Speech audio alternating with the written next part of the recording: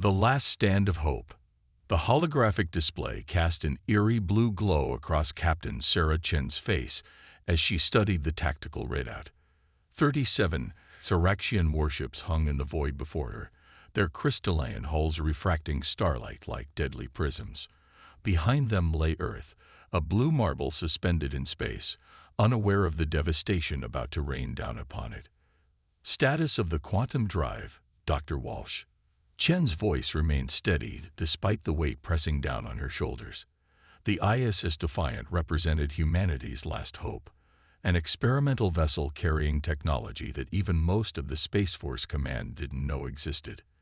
The ship's chief scientist looked up from his console, his weathered face illuminated by streams of data. Quantum matrix is stable at 87%, Captain. But I must emphasize, we've never tested the Ghost Protocol in actual combat conditions. Chen nodded, her dark eyes fixed on the enemy fleet. The Syraxians had systematically demolished Earth's orbital defenses over the past week, their superior technology making conventional resistance futile. But they hadn't counted on Project Oracle, the culmination of decades of classified quantum research. Commander Torres, battle stations. Lieutenant Park, begin Ghost Drive initialization sequence. Chen's orders cut through the tense silence of the bridge. The crew moved with practiced precision, though each of them knew they were about to attempt something unprecedented in human history. The Defiant's experimental quantum drive didn't just move the ship through space. It created quantum duplicates, mirror images that could act independently while sharing the unified consciousness through quantum entanglement. In theory, one ship could fight like a fleet. In practice, they were about to find out if humanity's desperate gamble would pay off. A transmission cut through their combat frequencies. Human vessel. The voice was simultaneously melodic and harsh, characteristic of the Syraxian language translator. I am Supreme Commander Vexthor of the Crystalline Armée. Your species' resistance has been noted for its persistence, if not its wisdom. Surrender now, and we will ensure your world's transition into the Empire is minimally traumatic. Chen's fingers tightened on her command chair. The Syraxians' arrogance was legendary, a spacefaring empire that had dominated its sector for millennia, viewing younger races as little more than resources to be managed. They expected humanity to bow before their technological superiority, just as countless other species had. Dr. Walsh, Chen spoke quietly. What's the status of the quantum field harmonics? Holding steady, Captain. The equations suggest we can maintain up to 5 stable duplicates for approximately 20 minutes before quantum coherence begins to decay. Chen allowed herself a small smile. Then let's show them why they shouldn't have underestimated human ingenuity. Lieutenant Park, initiate Ghost Protocol. Commander Torres, charge all weapons systems, original and duplicates. Let's make each shot count. The Defiant hummed as the quantum drive spooled up, its experimental core pulling in enormous amounts of power. Warning indicators flashed across multiple stations as the ship's systems were pushed to their theoretical limits. Supreme Commander Vexthor, Chen broadcast on an open channel. I appreciate your offer. But humanity doesn't bow to threats, no matter how technologically advanced. We have a counter-proposal. The space around the Defiant began to shimmer, reality itself seeming to fragment and multiply. Where there had been one human vessel, 5 identical ships now hung in the void, arranged in a perfect pentagon formation. Each was solid, real, yet connected through quantum entanglement to the original Defiant. By the Crystal Throne, the Syraxian commander's translated voice carried genuine surprise for the first time. What manner of deception is this? Not deception. Supreme Commander, Chen replied, her voice steel wrapped in silk. Evolution. Humanity has always had one advantage over your empire.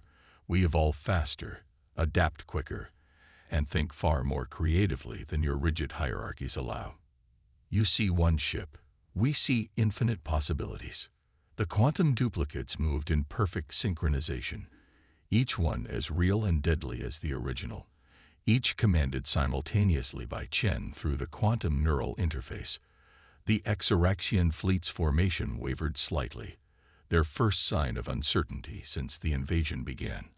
All units, Chen commanded, her consciousness stretched across 5 vessels simultaneously through the quantum link. Execute attack pattern Oracle 1. Show them what one human ship can really do. The Defiant and its quantum duplicates accelerated toward the Exoraxian fleet, their weapons charging in unison. Above Earth, humanity's last stand was about to become the Empire's first taste of defeat. The Ghost Protocol. 5 identical human vessels accelerated toward the Exoraxian fleet, their formation tight and precise. Inside the original Defiant, Captain Chen's mind stretched across all 5 quantum duplicates, each ship an extension of her consciousness through the experimental neural interface.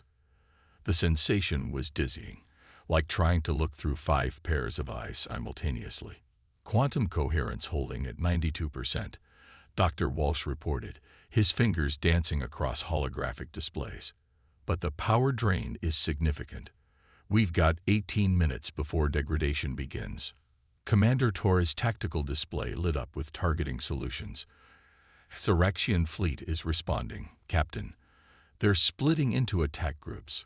Looks like they still think these are conventional holograms or drone ships. The Empire's crystalline vessels broke their formation, spreading out to engage what they assumed were simple decoys. Their overconfidence was about to cost them dearly. Each quantum duplicate of the Defiant was fully real while it existed, complete with shields, weapons, and the ability to cause very real damage. All units, execute attack pattern Hydra, Chen commanded, her voice echoing across 5 bridges simultaneously. The quantum duplicates responded instantly, breaking formation with impossible precision. No conventional fleet could coordinate so perfectly. They moved as one because they were one, all aspects of the same ship connected through quantum entanglement. The first Exoraxian cruiser fired, its crystalline weapons launching streams of coherent energy at the nearest Defiant. The duplicate ship's shields flared but held, absorbing the impact. Chen felt the hit across the quantum link, using the sensation to time her counterattack perfectly. Target their propulsion crystals, she ordered. Fire pattern Alpha 7. All 5 Defiants fired simultaneously, their advanced targeting systems coordinating through the quantum link. The Exoraxian cruiser's shields, designed to handle attacks from a single vector, were overwhelmed by perfectly synchronized fire from 5 directions. Their crystalline hull shattered, the ship spinning out of control as its propulsion system failed. First blood to us, Torres announced, but there was no time to celebrate. The remaining Exoraxian ships had realized these duplicates were more than simple decoys. Their formation shifted, adopting a defensive sphere that would be nearly impenetrable to conventional attacks. Dr. Walsh, Chen called out, "What happens if we merge 2 duplicates back together?" The scientist's eyes widened. In theory, we could temporarily boost the quantum coherence of the remaining duplicates, but the calculations would have to be perfect. Any misalignment could collapse the entire quantum field. Send the calculations to my neural interface, Chen ordered. Through the quantum link, she could feel the strain on the drive increasing. They needed to end this quickly. 2 of the Defiant's duplicates accelerated toward each other, their quantum fields synchronizing. Just before impact, they merged, their energy combining in a brilliant flash. The remaining 3 ships suddenly burned brighter, their weapons and shields temporarily boosted by the recovered quantum energy. Coherence at 118%. Walsh exclaimed. But it won't last long. 3 minutes at most before we risk catastrophic field collapse. The Exoraxian fleet's sphere formation had left them unprepared for the sudden power spike. Chen drove her remaining duplicates straight into their defensive line, each ship targeting a different crystalline vessel. The Defiant's enhanced weapons carved through their shields like paper, shattering their beautiful but fragile hulls. Supreme Commander, Chen broadcast on all frequencies, I suggest you reconsider your position. Your ships may be more advanced, but you've never faced an enemy who could think in quantum terms before. Vexthor's response came in the form of concentrated fire from his remaining ships, but something had changed.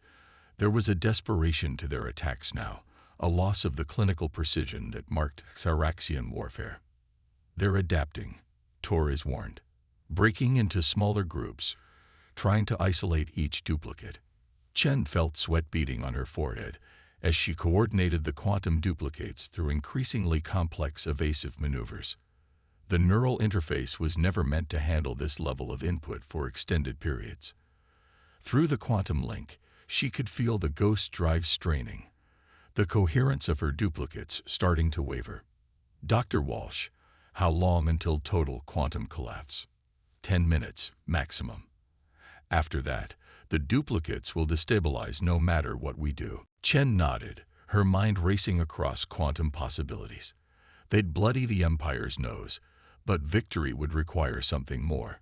Her eyes fixed on the tactical display, noting how the Xyraxian ships cluster their power crystals in their aft sections. Commander Torres, prepare to transmit targeting data to all duplicates. Dr. Walsh, I need everything you can give me for one final push. It's time to show the Empire why humanity's greatest strength isn't our technology. It's our ability to do the unexpected. The remaining Defiant duplicates moved into position as Chen prepared to execute a maneuver that would either save Earth or doom it. The fate of humanity rested on the Quantum Ghost Protocol and the courage of one ship's crew to push it beyond its limits. Empire's hubris. Supreme Commander Vexthor stood motionless before the crystalline display, his iridescent scales reflecting the chaos of battle beyond. For the first time in 3 centuries of military service, he faced an enemy that defied imperial doctrine. The human vessel, impossibly splitting itself like some primitive cell, had already destroyed 7 of his ships. Analyzing battle footage, Supreme Commander, his second-in-command, Sub-Commander Xexra, reported. The human duplicates appear to share a quantum signature. They're not copies, they're quantum superpositions of the same vessel. Impossible, Vexthor hissed. The energy requirements alone ruled. He stopped as another crystalline cruiser shattered under coordinated fire from 3 directions. Contact the Mindweaver Council. I want every quantum specialist in the Empire examining this technology. Aboard the Defiant, Captain Chen fought through the mounting pressure in her skull. Maintaining quantum coherence across 3 duplicates stretched her consciousness to its limits. Through the neural interface, she felt every hit, every maneuver, every surge of power through 3 sets of systems simultaneously. Quantum coherence at 64% and falling, Dr. Walsh warned. The merge bought us time, but we're approaching critical threshold. 7 minutes until forced reconvergence. Commander Torres's tactical display painted a grim picture. While they'd bloodied the Imperial fleet, 28 Xyraxian ships remained. Worse, they were adapting, their crystalline technology allowing them to reconfigure their weapons on the fly to better counter the quantum duplicates. They're learning, Chen observed, watching the enemy ships adopt new formations. But so are we. Dr. Walsh, what happens if we deliberately destabilize a duplicate's quantum field? The scientist's face paled. The energy release would be substantial. But Captain, the feedback through the neural interface cold. Could kill me, yes, Chen finished. But better one Captain than all of Earth. Begin calculations for controlled quantum destabilization. Commander Torres, have all duplicates target their crystal matrix generators. We're about to show them why humans are the most dangerous species they've ever encountered. The Xyraxian fleet pressed their advantage, their adaptive shields now cycling frequencies to better resist the Defiant's coordinated attacks. But Chen had noticed something during the battle, a flaw in their perfectly ordered tactics. The Empire's ships moved like a perfectly coordinated dance, each step calculated, each response measured. They lacked humanity's chaos factor. All duplicates, execute attack pattern Oracle 7. Chen commanded. 2 Defiant duplicates broke formation, charging straight at the enemy line while the 3rd circled wide. The Xeraxians responded exactly as their doctrine demanded, shifting to trap the attacking vessels between overlapping fields of fire. That's when Chen triggered the quantum destabilization. The leading Defiant duplicate's quantum field collapsed in a cascading wave of energy. The release of quantum potential created a localized space-time distortion that warped the very fabric of reality. 3 Xeraxian ships, caught in the effect, had their crystalline structures twisted into impossible geometries before shattering. Through the neural interface, Chen screamed. The feedback felt like molten metal poured directly into her brain.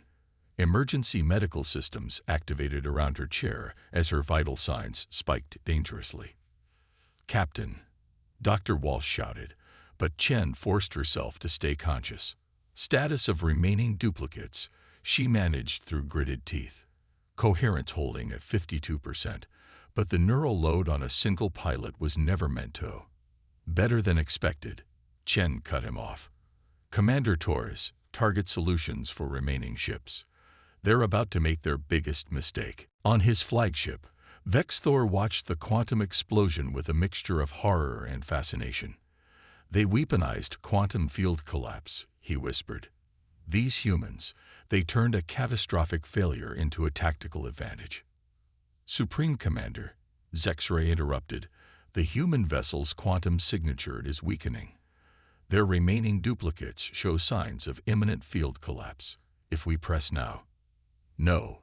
Vexthor's command cracked like a whip. "Pull all ships back. Establish a containment perimeter. We will not underestimate these primitives again. Signal the Forge Worlds. I want the Sacred Fleet deployed." Chen watched the Imperial ships withdraw, their crystalline hulls glinting as they established a defensive sphere around Earth. She could barely focus through the pain, but her tactical training told her what was coming. The Empire wasn't retreating. They were calling for reinforcements. "Dr. Walsh," she managed, "how long to restore quantum coherence to optimal levels?" "Hours, minimum." "Captain, you need medical attention." The neural feedback nearly isn't dead, Chen interrupted. "And we're not done. Begin power cycling for the quantum drive. Commander Torres, analyze their new formation. Find me a weakness."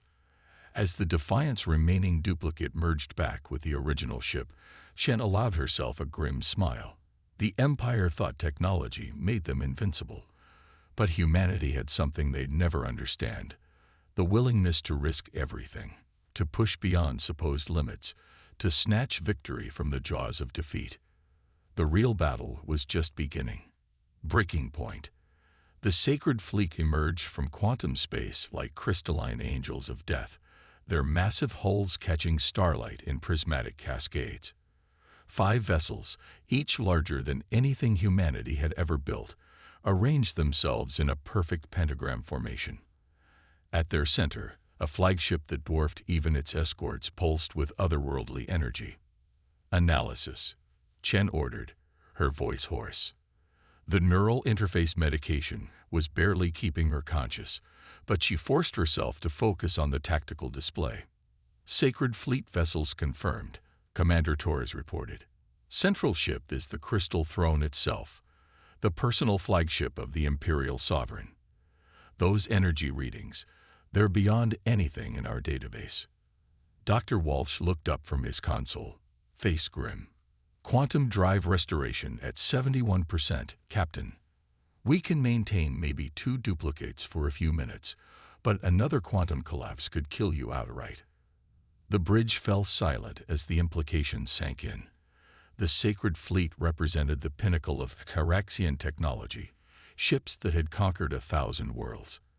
And they were led by the Imperial Sovereign himself, not just a military commander, but the living embodiment of the Empire's supposed superiority. "They're broadcasting, all frequencies," Lieutenant Park announced. "Let's hear their surrender terms," Chen said with a weak smile.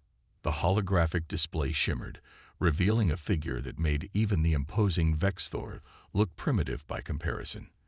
The Imperial Sovereign stood nearly 3 meters tall, his crystalline armor seamlessly merged with his scaled flesh. When he spoke, his words bypassed the translator entirely, resonating directly in their minds. Fascinating creatures, the Sovereign's thoughts echoed. In all our millennia of expansion, we have never encountered a species that dared to manipulate quantum reality itself as a weapon. Your achievement will be studied in our archives. After your surrender. Chen straightened in her chair, ignoring the stabbing pain behind her eyes. Your empire has conquered 1,000 worlds, Sovereign. But you've forgotten something important in all those easy victories. And what wisdom does an infant species offer the empire? Amusement colored the psychic words. You've forgotten how to lose, Chen replied. Your technology is superior. Your ships are more powerful. By any logical measure, we should surrender.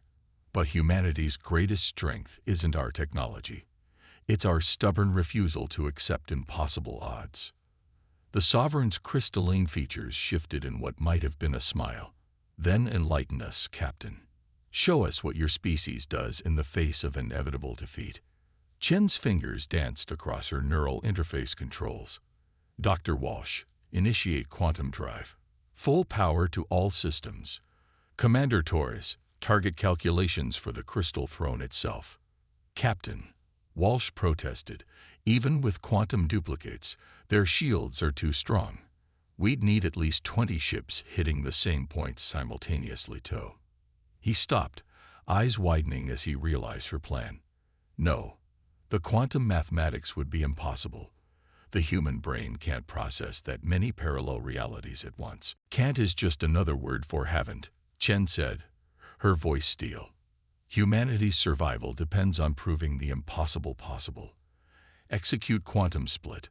Maximum duplicates. The Defiant's quantum drive screamed as reality fractured around them. Where there had been one ship, now 20 identical vessels hung in space, arranged in a perfect mirror of the Sacred Fleet's pentagram. The neural interface burned in Chen's mind as her consciousness stretched across 20 simultaneous versions of reality. Impossible. The Sovereign's psychic voice held real emotion for the first time. Fear. Blood trickled from Chen's nose as she fought to maintain control. Through 20 sets of sensors, she watched the Sacred Fleet react, their perfect formation wavering for the first time.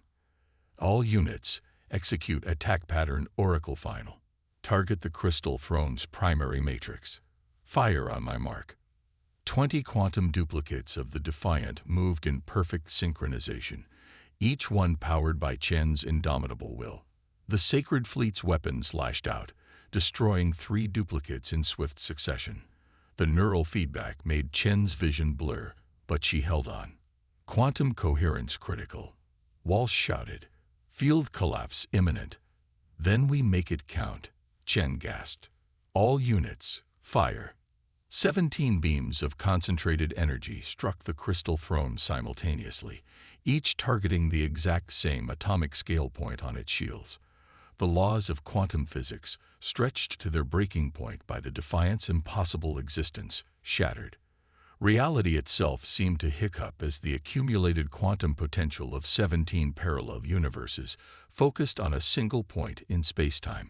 The Crystal Throne's perfect shields, designed to withstand any conventional attack, faced something entirely new. A quantum paradox made manifest. For a fraction of a second, 17 versions of the same weapon existed in the same space, firing at the same target. The shields didn't fail. They simply ceased to exist, their quantum structure obliterated by an attack that defied their fundamental assumptions about reality. Chen watched through failing vision as the Crystal Throne's hull cracked, its crystalline structure unable to cope with the quantum instabilities introduced by the attack. The mighty flagship began to break apart, its destruction a cascade of prismatic light that illuminated Earth's orbit like a newborn star. Status, she whispered, barely conscious as the quantum duplicates began to collapse. Sacred Fleet is in disarray, Torres reported, his voice filled with awe. They're retreating, Captain. All of them. They're running. Chen managed a small smile before the darkness took her. The Empire had finally learned what humanity had known all along. Sometimes the most powerful weapon isn't superior technology, but the sheer determination to attempt the impossible. As emergency medical teams rushed to the bridge, the Defiant hung victorious in space, a single ship that had proved humanity's worth to the galaxy. The war wasn't over, but its most important battle had been won, not by strength of arms, but by the uniquely human traits of innovation, desperation, and the unshakable will to survive. Legacy of Defiance. 3 days after the battle, Captain Sarah Chen opened her eyes to the sterile white ceiling of the orbital medical station. The neural damage from controlling 20 quantum duplicates simultaneously had nearly killed her, but human medical technology, like humanity itself, had proven more resilient than expected. "Welcome back to the land of the living, Captain." Dr. Walsh's familiar voice came from beside her bed. "You'll be pleased to know your reckless disregard for quantum mathematics has rewritten our understanding of consciousness and reality." Chen turned her head slowly, careful of the regenerative mural patches attached to her skull. "The Earth? The Defiant?" "Earth is safe," Walsh assured her. "The Defiant is undergoing repairs, though I suspect you'll be cleared for duty before she is. But that's not the most interesting development." A holographic display activated above her bed, showing the space around Earth. Where the Exaraxian fleet had once threatened their world, a different scene now played out.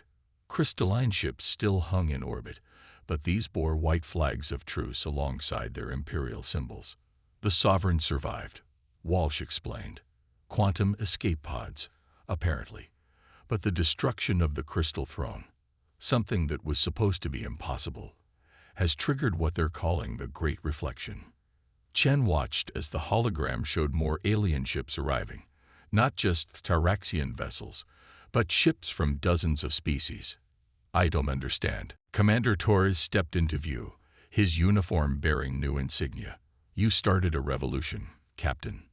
Not with weapons, but with ideas. The Empire has maintained control through technological superiority for so long, they forgot that technology isn't everything. When a single human ship proved that determination and creativity could overcome their best defenses, the tributary worlds took notice," Walsh finished. "The Empire's facing widespread calls for reform. The Sovereign himself has requested a formal audience with Earth's leaders. His exact words were, 'A species that can break physics through sheer stubbornness deserves a place at the galactic table.'" Chen tried to sit up, but the medical restraints held her gently in place. "They're not retreating." "Better," Torres smiled. "They're talking. Really talking, not just issuing demands. Your quantum stunt didn't just damage their flagship, it shattered their certainty. For the first time in millennia, the Empire has to consider that their way might not be the only way." The hologram shifted to show the Defiant, its hull scared but proud. Teams of human and Taraxian engineers worked together on repairs, sharing knowledge and technology. "The quantum drive?" Chen asked. "Still classified," Walsh assured her. "But we're learning that the Taraxians have their own technological secrets. They're proposing the Joint Research Initiative, combining their crystalline technology with our quantum innovations. Apparently, your impossible trick with 20 duplicates suggested some interesting possibilities to their quantum specialists." Chen relaxed slightly, letting the medical systems continue their work. "So we didn't just survive. We changed them." "You showed them something they'd forgotten," a new voice said. Supreme Commander Vexthor stepped into the room, his crystalline armor modified to appear less intimidating. "In our drive for perfection, we created a society of perfect order. But the universe isn't ordered. It's chaos and creativity, and impossible things becoming possible. You reminded us of that.